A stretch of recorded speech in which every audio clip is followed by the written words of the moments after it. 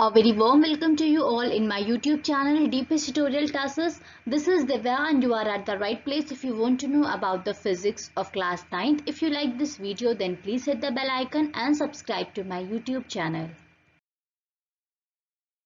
Class 9th का जो हम लोग सेकेंड चैप्टर स्टडी कर रहे हैं that is force and laws of motion. Last की क्लासेस में हमने न्यूटन के सेकेंड लॉ ऑफ मोशन के से रिलेटेड कुछ न्यूमेरिकल्स डिस्कस किए थे. उन न्यूमेरिकल्स को ही कंटिन्यू करते हुए आज हम कुछ कॉन्सेप्चुअल क्वेश्चंस डिस्कस करेंगे जो कि आप बहुत ज़्यादा एक तरह से इम्पोर्टेंट है. उन क्वेश्चंस को आप लोग बहुत ध्यान से समझिएगा. चलिए स्टार्ट करते हैं with the first question. A car of mass 200 kg moving at 36 kilometers per hour is brought at rest after it covers a distance of 10 meter. कोई कार है जो इसका वेट जिसका मास हमारा 200 kg है. इनिशियल वेलोसिटी जो इसकी है वो 36 किलोमीटर पर आवर है. फाइनल में जब हम इसे मीटर पर सेकंड में जब हम इसे कन्वर्ट करेंगे तो ये हमारा 5/18 हो जाएगा, जो कि हम इसे कैलकुलेट करेंगे तो हमारा ये 10 मीटर पर सेकंड आएगा. उसके बाद यहाँ पे बता रहा है कि बॉडी जो हमारी कार जो हमारी है वो रेस्ट पे आ रही है. जब रेस्ट पे आ रही है तो इसकी फाइनल वेलोसिटी कितनी हो जाएगी 0 मीटर पर सेकेंड. और डिस्टेंस कितना कवर कर रही है 10 मीटर्स का. तो यहाँ पे डिस्टेंस जो हो जाएगा 10 metres. Find the retarding force acting on a car. हमको यहाँ पे रिटार्डिंग फोर्स कैलकुलेट करना है जो कि कार पे एक्ट हो रहा है. तो जैसा कि हमारे पास क्वेश्चन में जो जो चीज़ें मेंशन है उसके अकॉर्डिंग सबसे पहले हमें एक्सेलरेशन कैलकुलेट करना होगा.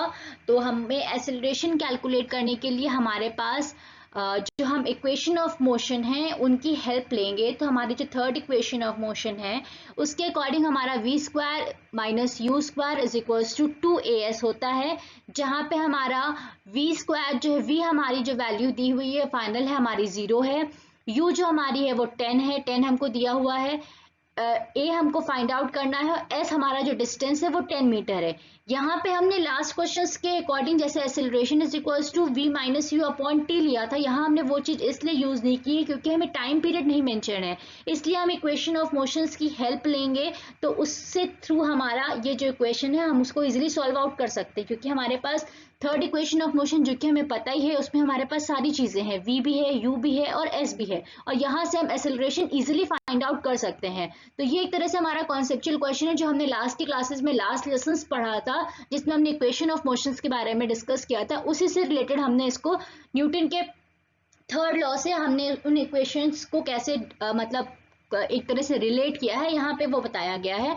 तो यहाँ से हम इजीली ए कैलकुलेट कर लेंगे जो कि हमारा 5 मीटर पर सेकेंड स्क्वायर निकल के आएगा. अब हम लोग सेकेंड लॉ ऑफ मोशन के according F is equals to हमारा ma होता है.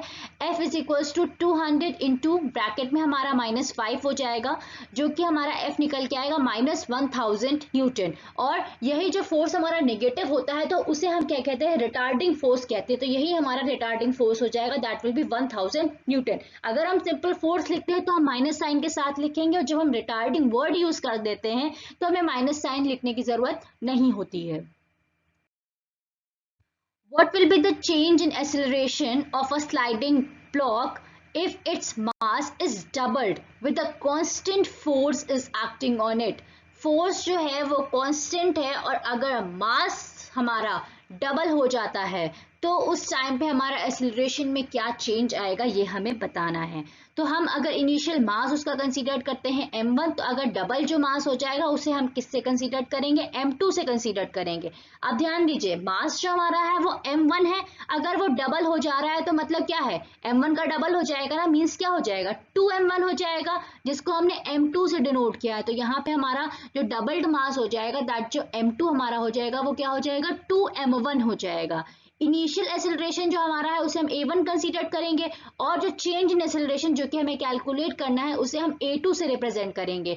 फोर्स जो अप्लाई हो रहा है वो कांस्टेंट हो रहा है दोनों ही केसेस में, तो हमारा F1 जो हो जाएगा वो इक्वल्स टू F2 हो जाएगा, और फोर्स हमारा इज इक्वल्स टू ma होता है, हमें ये पता है. तो यहाँ पे F1 की जगह हम F1 का फोर्स रखेंगे जो कि हमारा क्या होगा m1 हो जाएगा और a1 हो जाएगा। तो यहाँ हमारा f1 की जगह क्या आ गया, m1 और a1 आ गया। और जो हमारा f2 है, f2 की जगह हमारा क्या आ जाएगा, m2 और a2 आ जाएगा। अब जैसा कि इसमें बताया गया है कि जो इनिशियल मास है वो मतलब डबल्ड हुआ जा रहा है, मतलब अगर हमारा m2 जो हमने यहाँ कंसीडर किया है वो क्या है, उसको हम एक तरह से क्या लिख सकते हैं, 2m1 भी लिख सकते हैं, क्योंकि ये m1 का ही तो डबल है हमारा। तो यहाँ पे m2 की जगह हम क्या लिखेंगे, 2m1 लिखेंगे। जब हम यहाँ पे 2m1 लिख देंगे तो ये m1 और m1 आपस में कैंसिल आउट हो जाएगा। तो उसके अकॉर्डिंग हम यहाँ पे a2 जो हो जाएगा वो क्या हो जाएगा, a1/2 हो जाएगा। तो मतलब ये हमारा जो चेंज इन एक्सेलरेशन पूछा गया है वो हमारा सिंपली यही बता रहा है कि अगर हम मास को डबल करते हैं तो हमारा जो एक्सेलरेशन है वो क्या हो जाएगा, हाफ हो जाएगा। एक तरह से ये कॉन्सेप्चुअल बेस हमारा क्वेश्चन था। तो अगर हम मास को डबल करते हैं, किसी बॉडी में हम कांस्टेंट फोर्स अप्लाई कर रहे हैं, अगर हम मास डबल कर रहे हैं तो उसका जो एक्सेलरेशन है वो क्या हो जाएगा, हाफ हो जाएगा। फाइन। नेक्स्ट क्वेश्चन है, a body, an object of mass 5 kg is moving with the velocity 4 meter per second. A constant force of 20 Newton acts on the object. What will be the velocity after 3 seconds? मास दिया हुआ है 5 kg, initial velocity उसकी mention है 4 metre पर second, force दिया हुआ है कि 20 न्यूटन का फोर्स अप्लाई किया जा रहा है, टाइम पीरियड हमको दिया हुआ है, एक्सेलरेशन जो है हमें वो कैलकुलेट करना है और फाइनल वेलोसिटी कैलकुलेट करनी है। अब इसमें भी वही चीज है, हमारी एक्सेलरेशन का formula v minus u upon T होता है। अब हमारे पास a भी नहीं है और हमारे पास v भी नहीं है, तो वो तो हमारा फॉर्मूला फेल हो गया, यहाँ पे वो अप्लाई नहीं होगा। तब अब हम पढ़ेंगे किसकी तरफ, हमारी इक्वेशन ऑफ मोशंस की तरफ। तो हमारी इक्वेशन ऑफ मोशन पे जो हमारी पहली इक्वेशन होती है v equals to u plus a t होती है। यहाँ पे हमारा टाइम पीरियड भी हमें दिया हुआ है और हमारा u भी हमारे पास है और v भी हमारे पास है। तो इसके अकॉर्डिंग, सॉरी v हमको नहीं दिया हुआ है, v हमें कैलकुलेट करना है। और जो हमारा एक्सेलरेशन है वो हम किसके फॉर्मूले से कैलकुलेट करेंगे, F is equals to m a के फॉर्मूले से कैलकुलेट करेंगे, क्योंकि हमको मास भी दिया हुआ है और हमारा हमको फोर्स भी दिया हुआ है। तो इसके अकॉर्डिंग जो हमारा एक्सेलरेशन हो जाएगा वो F is equals to m a होता है। तो यहाँ से हमारा जो एक्सेलरेशन कैलकुलेट होकर आएगा दैट विल बी 4 मीटर पर सेकेंड स्क्वायर। अब हमको एक्सेलरेशन पता चल गया है। अब हम यहाँ पे चाहें तो दोनों फॉर्मूले ही अप्लाई कर सकते हैं, a is equals to v minus u upon t वाला फॉर्मूला भी अप्लाई कर सकते हैं और हमारा जो न्यूटन का फर्स्ट लॉ है v is equals to u plus a t भी अप्लाई कर सकते हैं। और आप जब यहाँ से a की वैल्यू निकालेंगे तो वो निकल के वही चीज आएगी v minus u upon T, क्योंकि हम जो a का वैल्यू डिराइव करते हैं वो यहीं से करते हैं।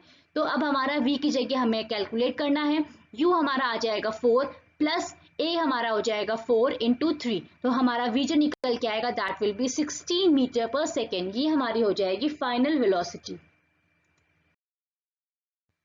नेक्स्ट क्वेश्चन है, an automobile vehicle has a mass of 1500 kg. What must be the force between the vehicle and the road if the vehicle is to be stopped with a negative acceleration of 1.7 meter per second square?